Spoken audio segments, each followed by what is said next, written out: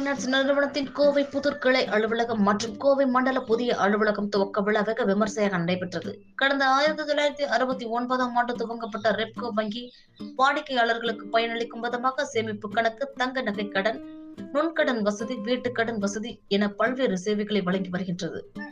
ரெப்கோ வங்கியின் ஒரு அங்கமான Repco home finance வீட்டுக்கடன் வழங்கும் திட்டங்களில் செயல்பட்டு வருகின்றது.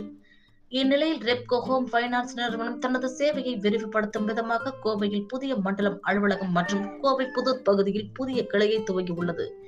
முன்னதாக கோவை புதூர் மகாத்மா காந்தி சிலையில் துவங்கப்பட்டுள்ள புதிய கிளையை ரெப்கோ வங்கியின் இயக்குநர், ரெப்கோ ஹோம் பைனான்ஸ் நிறுவனத்தின் தலைவர் தங்கராஜ் திறந்து வைத்தார்.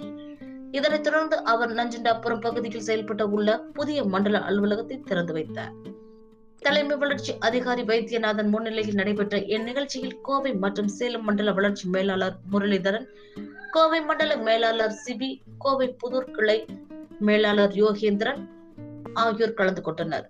விழாவில் பேசிய ரெப்கோ வங்கியின் இயக்குநர் தங்கராஜ், மிக வேகமாக வளர்ந்து வரும் தொழில் நகரான கோவையில் தங்களது சேவையை விரிவுபடுத்தும் விதமாக புதிய மண்டல அலுவலகம் மற்றும் புதிய கிளையை துவங்கியுள்ளதாகவும், லட்சக்கணக்கான வாடிக்கையாளர்களை கொண்டு ரெப்கோ வீட்டுக்கடன் வசதி திட்டத்தில் ஏராளமானோர் பயனடைந்து வருவதாக தெரிவித்தார். புதிதாக துவங்கப்பட்டுள்ள புதிய கிளை வாடிக்கையாளர்களுக்கு சிறந்த சேவை புரியும் என அவர் கூறினார்.